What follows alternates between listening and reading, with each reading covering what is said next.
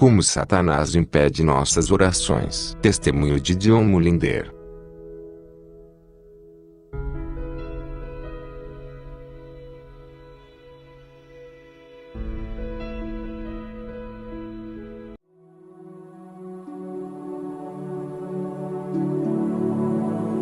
Eu gostaria de compartilhar com vocês parte de um testemunho de uma pessoa salva que já serviu ao diabo.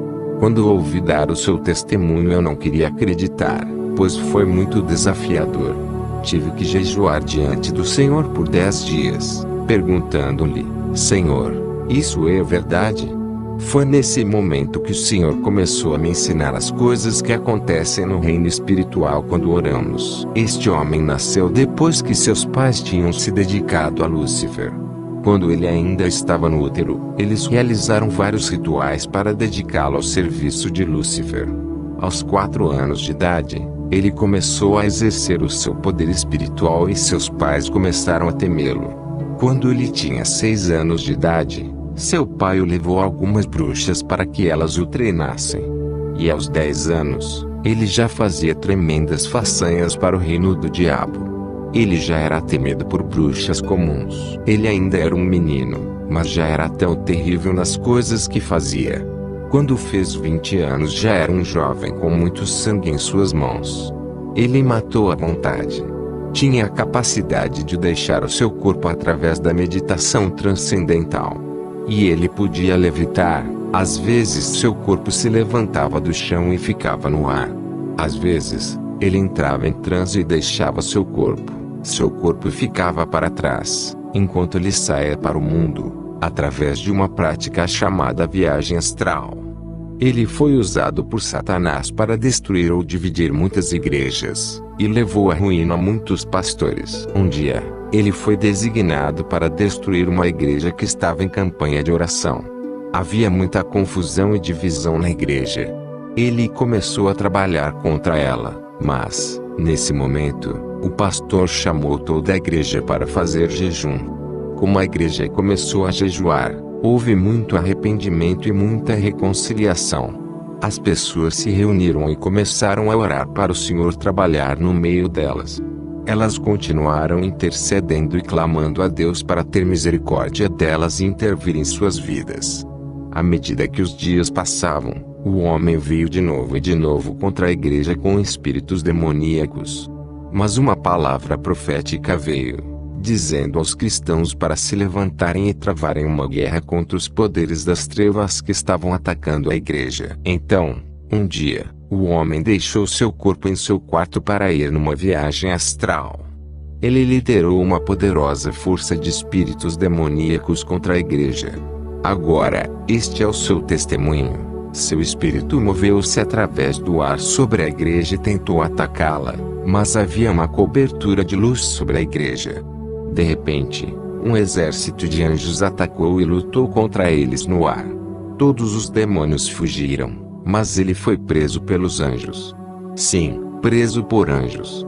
Ele encontrou-se detido por cerca de 6 anjos. Trouxeram-no através do telhado bem diante do altar da igreja. Ele apareceu lá enquanto as pessoas estavam orando. Elas estavam em profunda oração, engajadas na batalha espiritual, ligando e quebrando e lançando para fora. O pastor estava na plataforma conduzindo as orações e a guerra. O Espírito do Senhor falou com o pastor: o jugo foi quebrado e a vítima está aí atrás de você. Ajude por meio de libertação. Quando o pastor abriu os olhos, ele viu o rapaz deitado ali. Seu corpo estava com ele, ele estava em seu corpo. O jovem disse que não sabia como seu corpo se juntou a ele, ele o tinha deixado para trás em sua casa. Mas lá estava ele em seu corpo. Ele não sabia como tinha entrado, tudo que sabia era que o anjo o trouxe através do telhado. Ora, estas coisas são difíceis de acreditar. O pastor silenciou a igreja e disse-lhes o que o Senhor tinha falado com ele. E então perguntou ao jovem: quem é você? O jovem estava tremendo, pois os demônios começaram a sair dele. Então eles oraram por sua libertação e logo após ele começou a compartilhar sua história.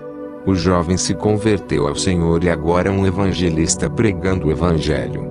e está sendo usado pelo Senhor na libertação de outras pessoas. Uma noite, eu fui a um jantar.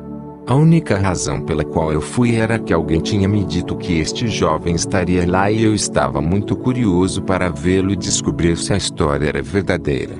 Então eu participei do jantar, e mais tarde foi dada a ele a oportunidade de dar o seu testemunho. Ele falou sobre muitas coisas. Às vezes ele chorava por causa das coisas que tinha feito. Quando terminou, ele fez um apelo. Havia muitos pastores na sala. Ele disse: "Rogo a vocês, pastores, por favor ensinem o povo a orar. As pessoas que não oram podem ser usurpadas em qualquer coisa pelo diabo e existem maneiras que o inimigo usa para explorar suas vidas e suas orações. O inimigo sabe como explorar as orações daqueles que não sabem como orar.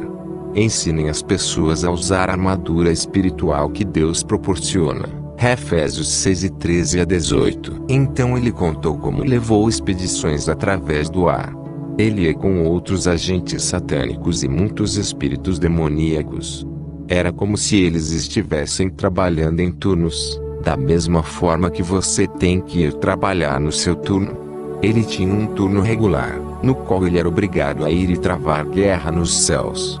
Ele disse que, nos lugares celestiais, no mundo espiritual, quando a terra é coberta por um manto de escuridão, a cobertura é tão densa que é como rocha sólida, e abrange toda a área. Os espíritos são capazes de ir por cima e por baixo dessa cobertura e, de lá, influenciar os acontecimentos na Terra. Quando os maus espíritos e os agentes satânicos humanos terminam seus turnos, eles vão para a Terra nos pontos de aliança, na água ou na terra, para revigorar seus espíritos. Como eles revigoram seus espíritos? Pelos sacrifícios que as pessoas fazem nestes altares. Eles podem ser sacrifícios de feitiçaria, derramamento de sangue de todos os tipos, incluindo aborto, guerra e sacrifícios humanos e animais.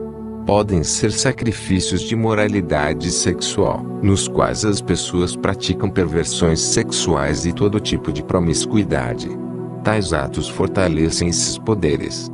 Existem muitos tipos diferentes de sacrifícios. Ele disse que quando os agentes satânicos estão nas regiões celestiais e os cristãos começam a orar na terra, as orações dos cristãos aparecem para eles em 3 formas.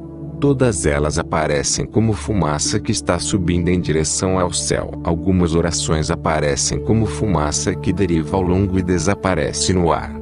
Estas orações vêm de pessoas que têm pecado em suas vidas que não estão dispostas a tratá-los.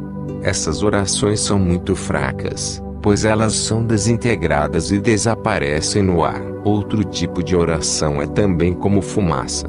Levanta-se para cima até atingir a rocha, mas não consegue romper a rocha.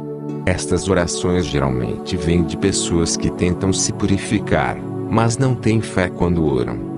Elas costumam ignorar os outros aspectos importantes que são necessários quando alguém ora. O terceiro tipo de oração é como a fumaça que está cheia de fogo. Quando sobe, é tão quente que, quando atinge a rocha começa a derreter como cera, perfurando a rocha e atravessa. Muitas vezes, quando as pessoas começam a orar, suas orações parecem com o primeiro tipo. Mas como elas continuam orando, suas orações mudam e tornam-se como o segundo tipo de oração. E como elas continuam orando, de repente, suas orações inflamam em chamas. Suas orações tornam-se tão poderosas que perfuram a rocha. Muitas vezes os agentes do mal notam que as orações vão mudando e chegando muito perto de se tornar fogo. Estes agentes, então, comunicam outros espíritos da terra e dizem-lhes: distraia essa pessoa da oração. Impeçam-nos de orar. Detenham-nos. Muitas vezes, os cristãos se rendem a essas distrações. Eles estão buscando, arrependendo-se e permitindo que a palavra examine o seu espírito. Sua fé está crescendo. Suas orações são cada vez mais focadas. Então o diabo percebe que suas orações estão ganhando força, e as distrações começam. Telefones tocam. Às vezes, No meio de oração muito intensa, o telefone toca e você acha que pode ir atendê-lo e, em seguida, voltar e continuar orando. No entanto, quando você volta ao início. E é isso que o diabo quer. Outros tipos de distrações surgem em seu caminho. Elas podem tocar seu corpo, trazendo dor em algum lugar. Elas podem fazê-lo ficar com fome, fazendo com que você queira ir para a cozinha preparar algo para comer. Se eles conseguirem tirar você desse lugar, eles terão derrotado você. Ele disse aos pastores: ensinem as pessoas a reservar algum tempo, não apenas para a oração casual. Eles podem fazer isso o resto do dia. Uma vez por dia, eles devem ter um momento em que eles estarão se concentrando de todo o coração em Deus, sem distrações. Se as pessoas insistirem nesse tipo de oração e se permitirem ser inspiradas no Espírito para continuar, alguma coisa acontecerá no Espírito. O fogo atinge a rocha e ela derrete. O homem disse que, quando o degelo começa, ele é tão quente que nenhum espírito demoníaco pode suportar. Nenhum espírito humano pode suportar. Todos eles fogem. Aparece uma abertura no reino espiritual. Tão logo ela aparece, todo o problema na oração para. A pessoa que está orando no chão, sente que a sua oração, de repente, torna-se tão boa, tão agradável, tão poderosa e intensa. Eu descobri que, naquele momento, normalmente perdemos toda a consciência de tempo e outras coisas. Não que nos tornemos descuidados, pois Deus cuida de nosso tempo. Mas é como se você abandonasse tudo e se conectasse com Deus. O homem disse que quando as orações rompem, a partir daquele momento não há mais resistência e a pessoa pode continuar orando, enquanto ela quiser. Não há nenhuma resistência para detê-la. Então ele disse que depois que a pessoa termina a oração, a abertura continua aberta. Ele disse que quando as pessoas saem de seu local de oração, e seguem sua rotina, a abertura se move junto com elas. Elas não estão mais operando sob a cobertura. Elas estão operando sob um céu aberto.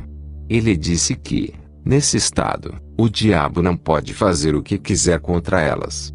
A presença do Senhor é como um pilar do céu sobre suas vidas. Elas são protegidas, e há tanto poder dentro do pilar que, por onde elas forem, a presença toca outras pessoas também. Elas discernem o que o inimigo tem feito em outras pessoas. E enquanto elas falam com as pessoas que estão junto delas, essas pessoas também vêm para dentro do pilar. Enquanto elas ficam dentro do pilar, todas as amarras impostas pelo inimigo enfraquecem. Então, quando as pessoas que experimentaram este avanço espiritual compartilham Jesus Cristo com os pecadores, a resistência dos pecadores é baixa. É muito fácil trazê-los até a salvação. Quando oram pelos enfermos ou sobre outras coisas, a presença que está com elas faz toda a diferença. O homem disse que o diabo odeia essas pessoas. Ele disse que, em lugares onde a oração acontece regularmente desta forma, a presença de Deus vem sobre aquele lugar e não sai mais. Quando as pessoas que não conhecem a Deus entram em tal lugar, todas as amarras de repente se enfraquecem. Como você pode imaginar, todos nós ficamos olhando para o homem enquanto ele nos contava as coisas que costumava fazer e ver. Em seguida, ele nos disse o que os inimigos faziam para aqueles que rompiam em oração. Ele disse que marcavam essas pessoas e os estudavam. Desenterravam tudo o que pudessem encontrar sobre eles, então sabiam de suas fraquezas. Quando alguém superasse em oração e rompesse, eles se comunicavam com outros espíritos dizendo: marque-o com isso e isso. Estes são os seus pontos fracos. Entretanto, quando a pessoa sai de seu quarto de oração, o espírito de oração é sobre ela, a presença é com ela, seu espírito é elevado e a alegria do Senhor é a sua força. No entanto, o inimigo sempre tenta trazer coisas que possam distraí-la de se concentrar no Senhor. Se a fraqueza da pessoa é na área de temperamento, o inimigo vai levar pessoas a fazer coisas para deixá-la irritada. Se ela não é sensível ao Espírito Santo e se permite perder a paciência, Ela tira os olhos do Senhor. Ela fica irritada, se sente furiosa.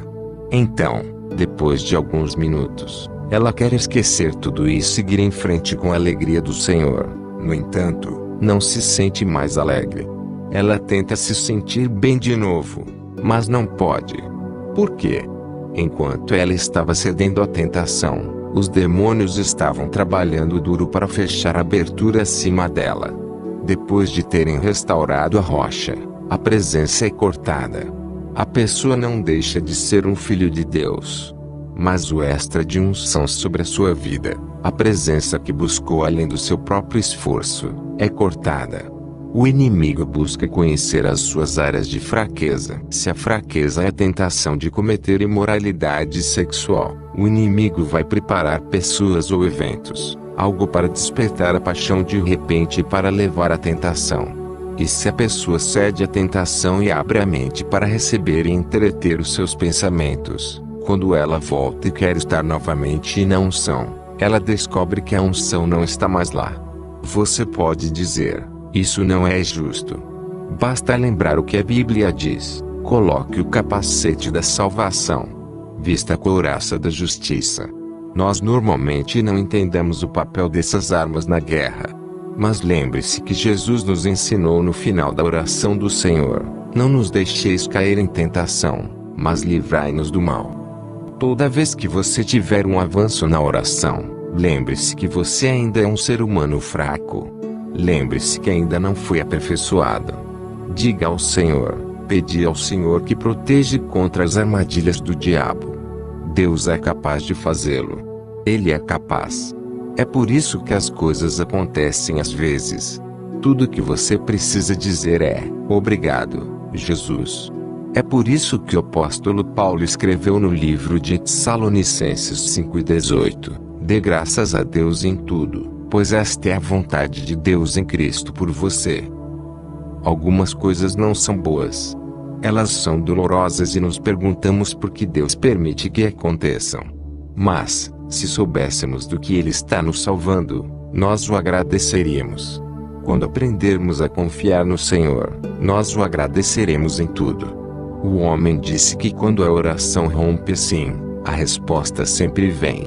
Ele disse que não soube de um único caso em que a oração rompeu e a resposta não veio. Ele disse que a resposta sempre vinha, mas que na maioria dos casos, nunca alcançou a pessoa que pediu. Por quê? A batalha nos céus. Ele disse que, depois que o inimigo conseguisse cortar o céu aberto e restaurar a rocha, ele observava a pessoa e esperava, porque ele sabia que a resposta definitivamente viria. Então o homem disse algo que realmente abalou minha fé.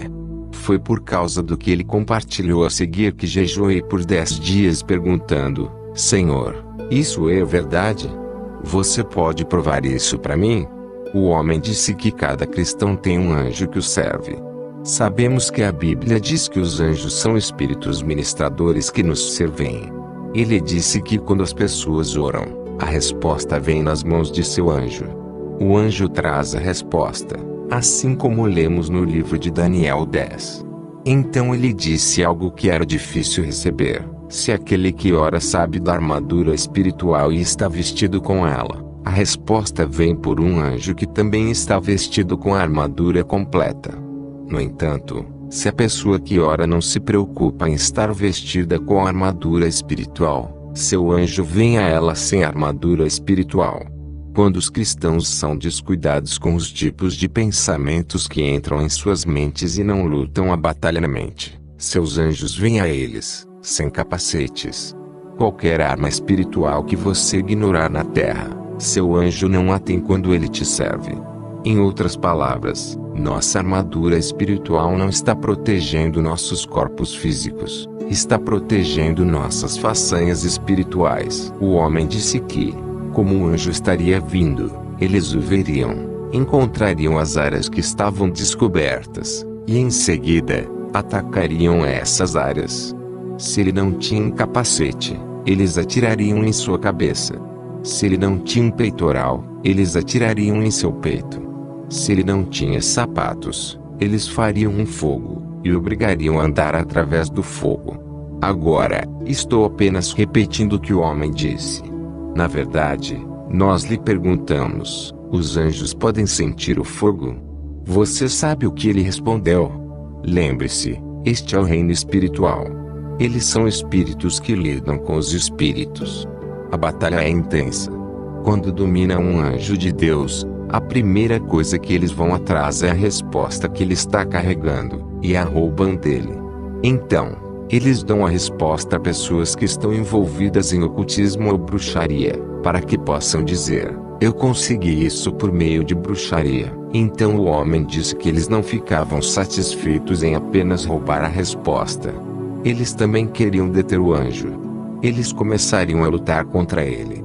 E ele disse que às vezes eles teriam sucesso em segurar e amarrar o anjo. Ele disse que, quando isso acontece, o cristão na terra se torna uma vítima também. Eles podem fazer qualquer coisa para este cristão porque ele fica totalmente sem auxílio no reino espiritual. Perguntei-lhe: você quer dizer que um anjo pode ser mantido em cativeiro pelas forças demoníacas? O homem não conhecia as escrituras na época em que ele estava dizendo tudo isso. Ele não conhecia os versículos. Ele estava apenas compartilhando sua experiência. Ele disse que não conseguiam segurar o anjo por muito tempo porque, como outros cristãos orariam em outro lugar, reforços viriam e o anjo sairia livre. No entanto, se o cristão responsável não orasse por ele, o anjo permaneceria em cativeiro. Então, o inimigo enviaria seu próprio anjo para o cristão como um anjo de luz. É assim que o engano vem: falsas visões e falsas profecias, falsas orientações ou conduções no espírito e a realização de todos os tipos de decisões erradas. E muitas vezes essa pessoa fica aberta a todos os tipos de ataques e escravidão. Deixei o jantar extremamente preocupado. Eu perguntei ao Senhor: Senhor, eu não quero nem tentar acreditar nisso. Isso tira toda a minha confiança, a minha segurança. Durante os 10 dias em que busquei o Senhor fez duas coisas. Ele não só confirmou as coisas que eu tinha ouvido falar, mas também abriu minha mente para entender muito mais sobre o que acontece no reino espiritual do que o homem nos disse. E 2, ele me levou para ver o que devemos fazer quando as coisas estão acontecendo, de modo que não sejamos derrotados, mas que possamos triunfar. Precisamos conhecer e realmente chegar a um termo com 3 coisas. Primeiro, como usar as armas da nossa milícia. A Bíblia chama de armadura de Deus, Efésios 6, 13 a 18. Não é nossa armadura, e a armadura de Deus. Quando a usamos, nós permitimos que Deus lute por nós. Segundo, compreender a relação entre espíritos ministradores, que são anjos, e nossas vidas espirituais, e ser sensível ao que está acontecendo em nossos corações como uma direção sobre o que precisa ser feito no reino espiritual em nosso nome. Isso nos leva à terceira coisa, o Espírito Santo. Não devemos considerar o Espírito Santo como nosso servo, que está nos servindo e trazendo-nos as coisas. Ele não corre para trás e para frente entre nós e o Pai para lhe dizer o que precisamos. Esse é o trabalho dos anjos. Ele está ao nosso lado. Fazendo o quê? Guiando-nos, ensinando-nos, direcionando-nos, ajudando-nos a orar no caminho certo. E quando essas coisas estão acontecendo no reino espiritual, ele nos permite saber. Às vezes ele nos acorda no meio da noite e diz: ore. Mas você diz: não. Minha hora ainda não chegou. E ele diz: ore agora. Por quê? Ele vê o que está acontecendo no reino espiritual. Às vezes, ele diz: amanhã sem falta. Mas você diz: não, vou começar na segunda-feira. Mas ele entende o que está acontecendo no reino espiritual. Devemos aprender a ser sensíveis ao Espírito Santo. Ele nos guia pelas veredas da justiça. Que Deus o abençoe e renova seu zelo para o combate. Amém.